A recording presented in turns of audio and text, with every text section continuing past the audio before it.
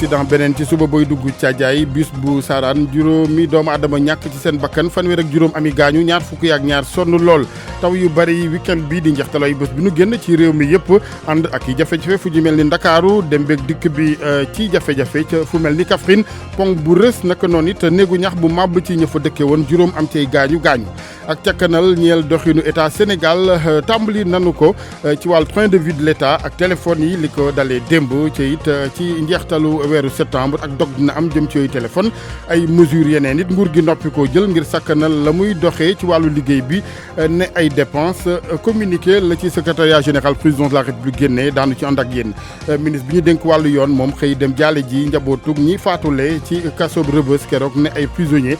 yu fa dal di faatu ñaar ca Tivaouane Peulh muy ca caaro yëpp jébbal na njaalu état Sénégal njaboot yi ne ci tiis moom ministre Malick Sall bitim réew Georges Déthié Diop maa ngi lay ziar. maa ngi lay delloo ziar Alaaji Assane. li ci gën a fës. daañu dem ba ca Mali foofe ab immeuble bi ñu doon tabax moo daanu ca Bamako fukki nit ak juróom ñàkk ci seeni bakkan ca Burkina Faso moom lu aju ci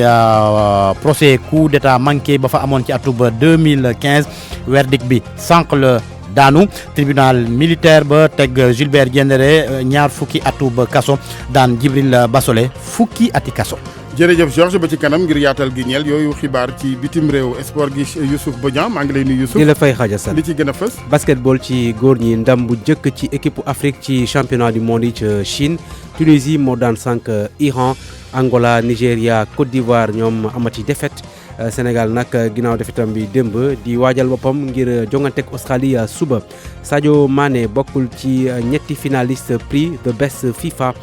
yëfi nag dina ñi koy xëccoo ñooy Virgil van Dijk Lionel Messi ak Cristiano Ronaldo ñoom kon ñooy jéem a wuutu kii di Luka Modric.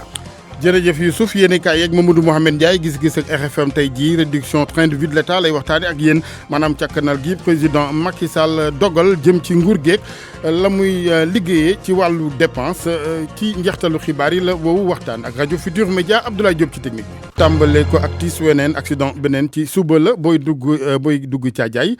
juróomi nit ñàkk nañ ci seen bakkan fanweer ak juróom am ci gaañu ñaar fukk ak ñaar sonn lool leeral li Abdourahmane Diallo. ay oto yu bëri taxaw ci route nationale bi booy yegg Faylar di village bu nekk diggante Sandiara ak Caajaay li tax oto yooyu nag mënuñu romb dafa fekk rek ab accident moo fa am bu 9h jotee lieutenant Khoudia Ibrahima Mar mooy commandant 24e compagnie bu sapeur pompier yi. tey ci suba dañu woo aux environs de 9h pour nañu am na benn accident bu xew ci ginnaaw Sandiara boo jugee Dakar di dem Kaolack bi ñu agsee ñu ngi gis ne benn bus moo dérapé ba pare daanu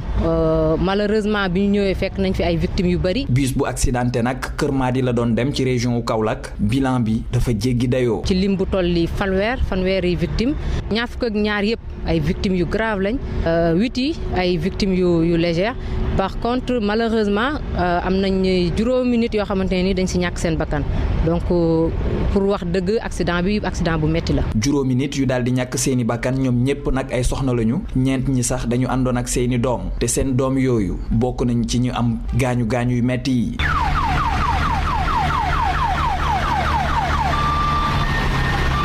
RFM Mbour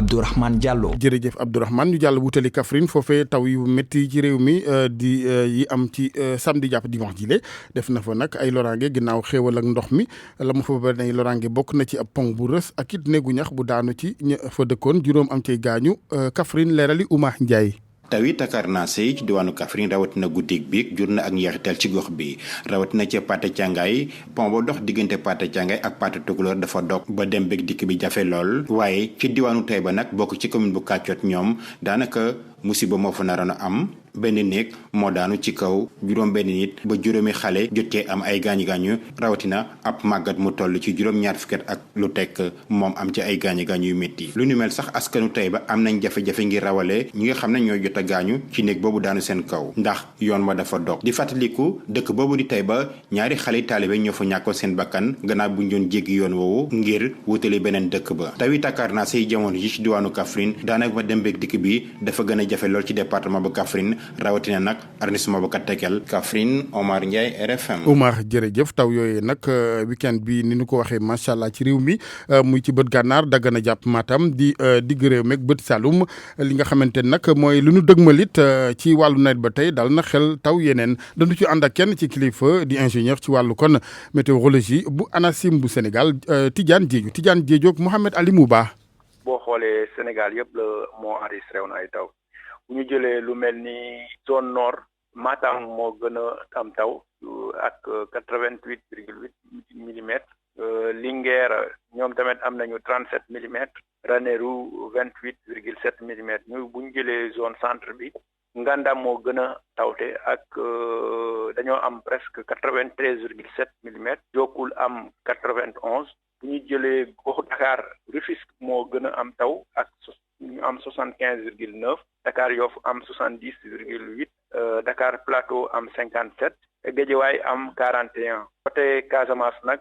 Cap Skirring moo gën a tawte ak ñu am 65,3 Oussouye am 36 Thionck Essyl am 19 Ziguinchor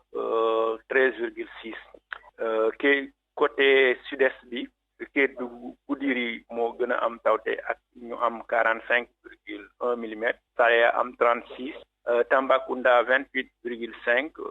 Kédougou ñoo gën a néewle am 11,1 millimètres ñoom ak Bakel presque 9,7 millimètres axe Dakar Casamance nañ fa am ay taw yu néew ba après midi buy weesu moo xaw a yem waaye ngoon nag mën nañu ñu ngi xaarandu ay taw côté Kédougou ak yeneen goxu Casamance. taw yooyu nag ak i jafe-jafeem fu mel ni Ndakaaru junj nañ ko sànq ci njëlbeenu xibaar yi ak fi nga xamante ni mooy canal 4 beeg Médina dem ak dikk wàllum calte naka noonu reportage Pape Balla Gueye. rue 39 15 Sam foofee daanaka dafa fees dell ak ndox gannaaw taw yu bari yi nga xamante ne moo wàcc ci biir Ndakaaru yoon yoo xamante ne daanaka kenn mënu faa jaar mu doon ay yàqu-yàqu tax na askan wa fa yeewoo jamono ji ñu nekk ci jafe-jafe Baba Silla kenn la ci ñoom. gars yi dañ doon wooyee fële plan Jaxaay fële ca banlieue mais plan Jaxaay fii la gis nga pavage yi ñuy defal amuñu ci soxla gis nga bu ñu sañoon canalisation bi la ñuy changé Médina fi mu nekk nii aspect bi yàqu ancien quartier la lii normalement dañ ko war a respecté quartier yi njëkk ci Ndakaaru la doon mais xam nga ne assainissement grand taw bu amee nit ñi du ñu génn duñ dem duñ ñëw kër yi day inondé mais grand lii war nañ ko dépassé nag benn instant nii. fu sorewul dara foofee ca Sam daanaka noonee la mel itam ay boutiques yoo xam ne dañu koo tëj embouteillage ba ne fa tulleeg màlle benn yoon gi nga xamante ne moom rek moo fa des fa la oto yi di jaar boole ceeg ñi nga xamante ne ñooy askan wi ku bëgg a jàll faw rek mu daal di xuus ci biir ndox mi soxna si di Roqaya Fall muy ñaawlu bu baax a baax mbir mi nu mu demee. doy na waar waaye nag sant yàlla ndax xéewal moom bu ko yàlla indee rek nit da koy nangu yàggul comme ñetti weer la yan nañu yàlla jox xol guñ ko muñee te mu jeex ci jàmm doo am foo jaar mais boo góorgóorloo def nii comme ñu ni def xuus ndànk. ndox yu salte boole ceeg ndaw yi nga xamante ne ñoo fay faral di nekk Baba Silla nag tiit loolu ci seen wérgu yaram. mais maladie yi ci mën a génn rek kenn xamoo ko parce que boo xoolee su taw bi ñëwee canalisation yi bu bouché ndoxu taw bi day ànd ak canalisation gannaaw loolu feebar bu nekk xaj na ci xale yi wératuñu kenn wératul mag ñi sax wératuñu. ndox mu salte boole ceeg ndoxu taw mi askan wa yeewoo ci biir Médina jamono ji xamuñu lu ñuy def ba tax na ñuy woo kilifa yi ngir ñu gën a defaraat caniveau yi su ko defee ñu mën a saafara seen jafe-jafe yi nga xam ne moom la ñuy dund saa su nawet jotee. Babal jërëjëf li nga xamante nag mooy njël yi ñu joxe ba noppi dépense yi c'est que nag ni faw ñu añ moo waral jaaykat yenn it faw ñu lal waaye li ci ñuul rek mooy léeg-léeg lal gi day jaxasoog ndox yi bon yeeg salte beeg yeneen marché ti leen naka noonu ci rue 19 Nafissatou Sylla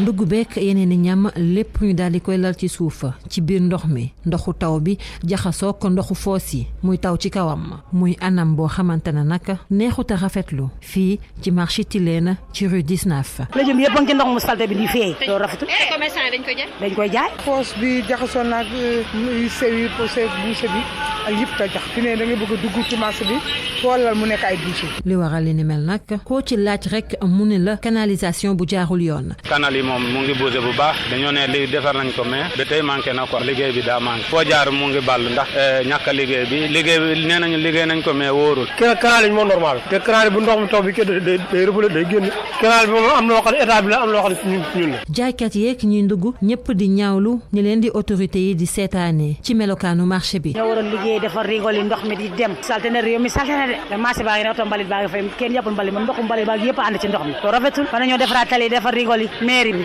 ñu defar ba mu baax. marché yu bëri fii ci Ndakaaru li ni mel la ñuy dund mu am ci ñenn ñoo xamante ne sax seen melokaan a gën a ñaaw rawatina nag su dee taw ba kenn du fa mën teg tànk loolee nag di yàkkal ñi di commerçant yi. Nafissatou Sylla ba tey ci xibaaru bëccëg gi ak RFM tiis woo woon ca Rebeuss prison ak ñaari détenu ya fa faatu ministre bi ñu dénk wàllu justice ministre Malick Sall mi ñu dénk justice Sénégal xëy na jaale ji ci turu état bu Sénégal njabootug ñaari détenu yooyu muy ci Tivaouane Peulh di ca Thiaroye ni ko président Sall sàkk woon ci moom ajjuma ji ginnaaw bi mu nemmi ko kaso Rebeuss la xamle woon tànki njaal yooyu def na lu ni mel moom ministre maître Malick Sall ci xibaar sax tey ci ngoon ba tey moom jëwriñ ji nu dénk wàllu justice dina dem daal di nemmeeku chantier bu kaso Sébikotane bi mu waxoon ne fileeg ñaari weer dina noppi incha allah ca njaaree moom faatu benn prisonnier foofee tolloon ci juróom benn fukki at ak lu tegal moo fa juróom tiis ca kaso diwaan ga enquête sax ak it autopsie procureur deflu na ko Babacar Diouf. procureur près le tribunal de grande instance de Diourbel dafa digle ñu def autopsie ci ki nga xam ne moo di Papa Diagne mu di détenu bi nga xam ne dafa faatu ci maison d'arrêt et de correction bu Njaareem loolu nag mu ngi ko amal ginnaaw yenn déggandi yi nga xam ne dañ ne prisonnier bi dafa faatu gannaaw ba mu amee malaise ci biir cellule moom ay atam toll woon ci juróom benn fukk ak ñeent Papa Diagne dañ ko transféré woon maison d'arrêt de correction bu Rebeuss indi ko fii ci Njaareem yàggul dara balaa moom sax Serigne Fallou Ka moom ñàkkoon na bakkanam ci maison d'arrêt et de correction bu Njaareem ci atum 2019 ñaari détenu ñàkk seen bakkan ci maison d'arrêt et de correction bu Njaareem wante nag ci mbirum Fallou Ka liñ ci jàpp mooy moom deewewut ci kaso bi wante ay dóor yi nga xam ne ñoom lañ ko dóoroon ca biñ koy arrêté ca Mbàkke moom moo tax mu ñàkk bakkanam ba sax ñetti policiers yi ak benn agent de sécurité bi nga xam ne ñoom lañ njort ne ñoo def loolu teg nañ leen loxo ba fi mu nekk nii ñu ngi ci kaso bi depuis le 28 mai 2019 Diourbel RFM Babacar Diouf. jërëjëf Babacar RFM benn waxtu tegal fukki minute ak ñaar.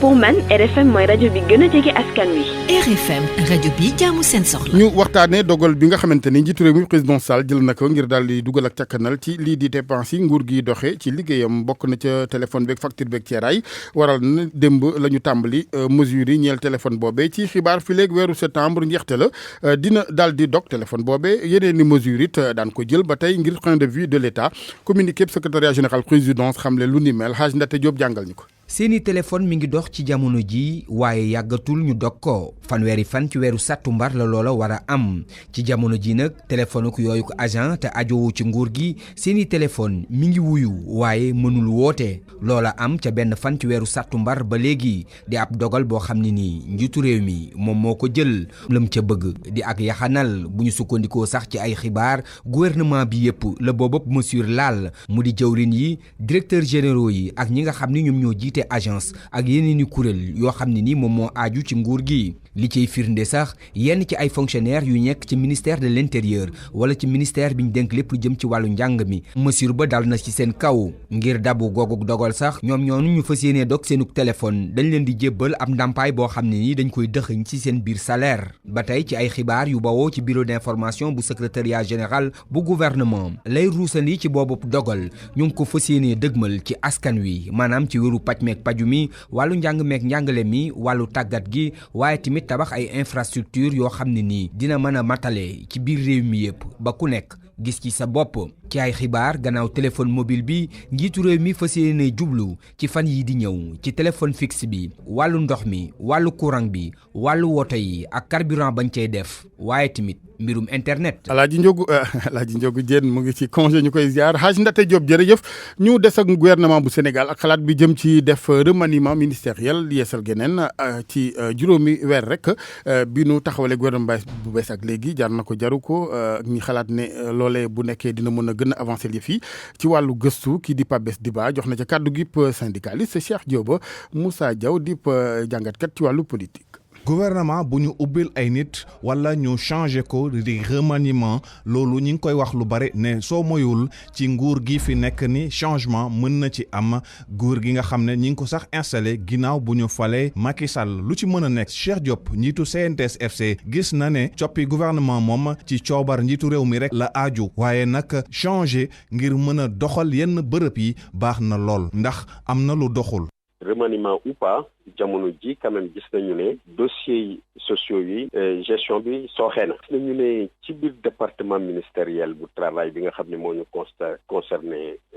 directement bu ñu nëbboonte mais ay jafe-jafe mu nga fa fan yi ci weer yi ak mën naa wax sax ne ci at yi ñu génn ay jafe-jafe mu nga fa kenn mënu ko nëbb remaniement ou pas ñun li ñu itteel tey ji mën nañ fexe dossier liggéeykat yi avancé passif social baa ngi nañ wax ci loolu mooy Ali Kalla. ki jàngale science politique ci université Gaston Berger bu Saint-Louis moom gisul situation politique bu war mën tax ñu changer gouvernement bi sauf que Moussa Diaw nee na nag ubbil gouvernement bi yenn personnalité yi ngir mën a doxal bu baax a baax dina baax. problème du ñu bare ne serait-ce que même problème chômage jeunes yi c'est que problème pauvreté ndóol bi problème d'insécurité problème de gouvernance donc gis nañu ni dara lu bees amul gisuñu ko donc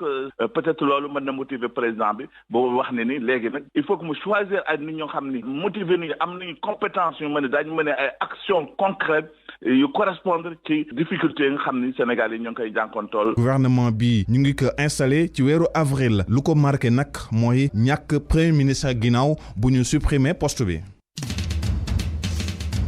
RFM bitim réew. ñu daal di ko tàmbali réew Mali Georges ak immeuble bu di am taax bu màbb foofee daal dina fa def nag loraange yu bari ca Bamako. bilan bi diis na lool fukki nit ak juróom ñoo ci ñàkk seeni bakkan accident baa ngi amee ca koñ bi ñu duppee Branconi Salem Bougou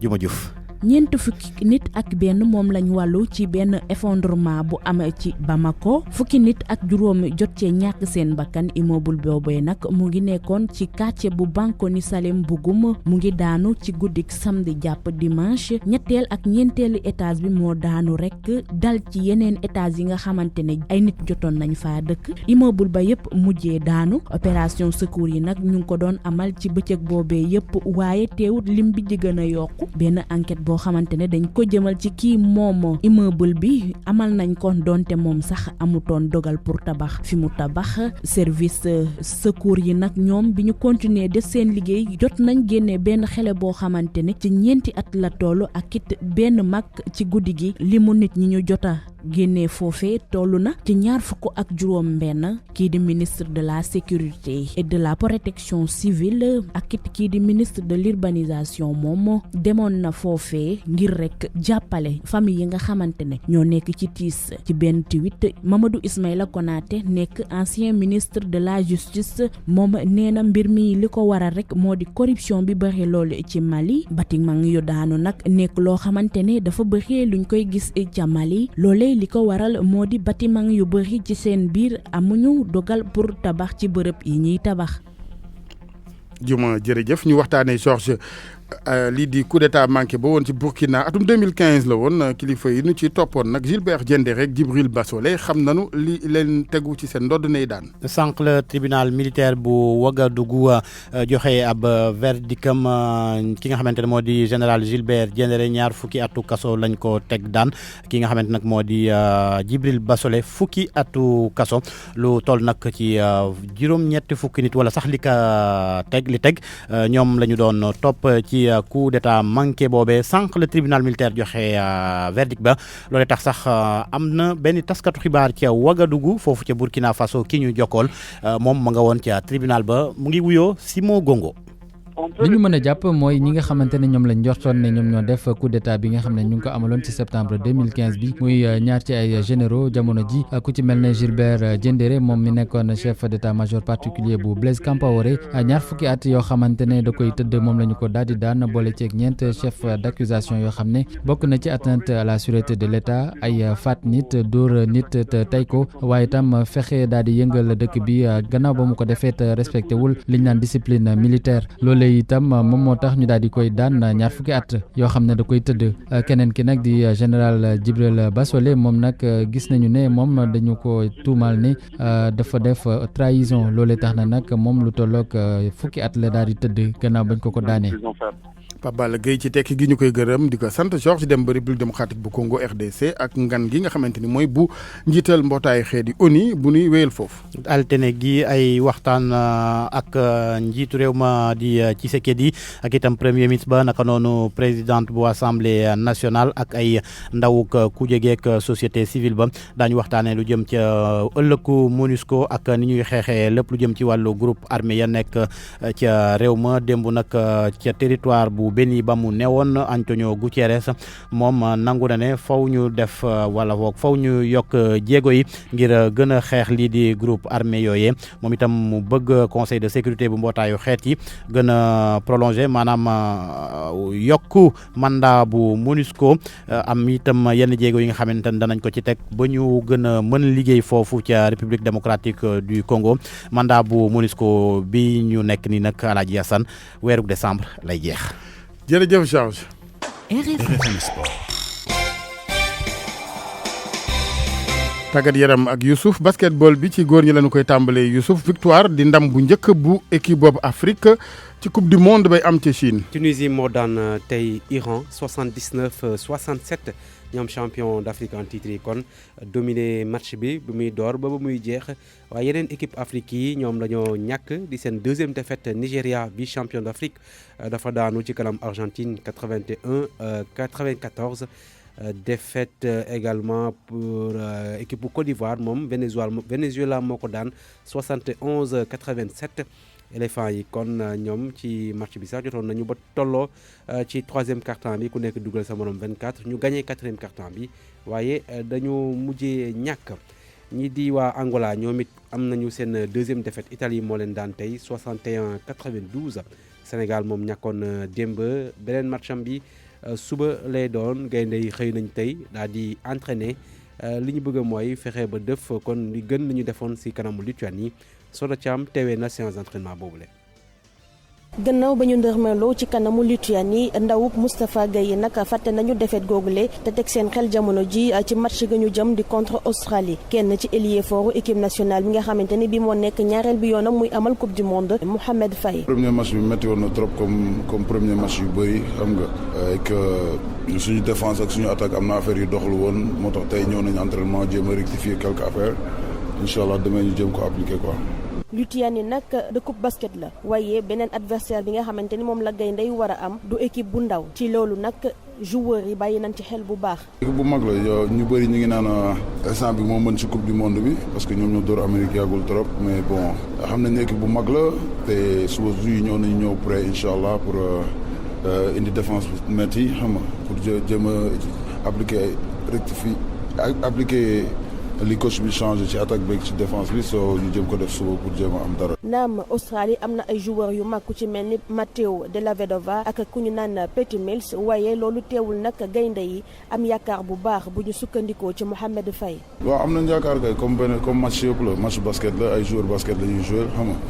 soo suñu rectifier yenn affaires yi war nañ mën a am dara quoi incha allah. xam nañ ne am nañ ay star sax la ñu mën a wax ay star NBA mais bon ay joueurs basket lañ tamit rek xam nga ñun même bu dul individuellement mën nañ jouer défense boo xam ne en équipe la pour jëm leen arrêter incha allah. ci séance d'entraînement bi ñu doon amal ni ki tey jii nag fukki joueur ak benn rek ñoom ñoo ci daal di tàggatu kii di Mactar Gueye moom dañ ko dëkk daal di bàyyee ca hôtel ba mu ne woon Soda Thiam fii ci Chine Dongguan ngir Radio Futur Média. Soda Thiam tàllal na tamit micro sélectionneur bu Sénégal di Moustapha Gueye wax kon ban taxawaay la Sénégal war a am ci ñaareelu matcham bi ñu déglu ko. on a perdu. ñàkk nañu waaye faaw ñu laxasaayuwaat ngir ñëw ngir mën a am match bu baax suñu ñaareelu pour génn ñëpp xam nañ ni Australie équipe bu mag la loolu kenn du ko laam-laamee man bi may jël équipe bi lañ ma waxoon moom mooy waajal lii di afro basket bii di ñëw xamoon naa ni suñu coupe du monde dina metti lool joueurs yi nag def nañ match préparation yu am solo waaye nag niveau bi moom moo xaw a yéeg tuuti ñoom nag seen niveau baaxoon na lool ci premier match bi waaye nag dañu ñàkk chance ñëw dal ci poule boo xam ne ni daal dafa metti loolu du tax ñu bàyyi suñuy loxo dañu laxasaayuwaat ngir mën a amaat beneen xar kanam et de revenir avec un meilleur état d'esprit. Lata Diop moo tekki kaddu Moustapha Gueye kon Sénégal Australie suba la bu 7h30 jotee ci suba si. football bi moom ak ñetti finaliste surprise best FIFA xam nañu leen. le trio benn bi la bi ñu amoon ci prix UEFA bi ñi di waa kon Liverpool am ku leen fa teewal di Virgil van Dijk défenseur bi nga xamante ni hollandais la moom sax moo gagné woon kon prix meilleur joueur bu UEFA. Lionel Messi la doon jonganteel moom lay jonganteel tamit ak kii di Cristiano Ronaldo. FIFA nag ci 31 juillet bi passé fukki joueur la jàppoon ni ñoom mën nañu gagné prix boobule bokkoon na ci Sadio Mané kon ca njeextal ba Sadio Mané bokkul ci ñuy finalu ñi finalu tamit ci titre meilleur entraîneur kon FIFA xam nañ leen ñoom ñëpp nekk première ligue bu Angleterre Jürgen Klopp la di entraîneur bu Liverpool mi gagné Ligue des champions bi. Pep Guardiola moom mooy entraîné Manchester City ñoom ñoo gagné woon kon première ligue daaw ak Mauricio Pochettino di entraîneur Tottenham ñoo nekkoon vice champion d'Europe. ñu des ci Europe boobule ngir waxtaanee marché transfert yi tey ci guddi bu minuit jotee lañ koy arrêté waaye fi mu toll nii yëf yi muy yëngu ku mel ni Radamel Falcao dina bàyyi ko AS Monaco dem Galatasaray ngir kon wuutu doomu Sénégal bii di Mbaye Diagne moom jóge na foofule Turquie dem ca Belgique ci club bi di club Bruges. Keylor Navas di gardien bu Real Madrid moom mu ngi ca Paris ci ay waxtu ci kanam incha allah di dafa war a moom signé ab contrat ab Paris Saint-Germain ki koy wutu ci Real Alphonse Areola lay wuyoo moom doomu France la di international bu nekk foofu ca Paris Saint-Germain dafa mel ni échange lay doon kii day ñëw kii daal di dem fële ca Real Madrid.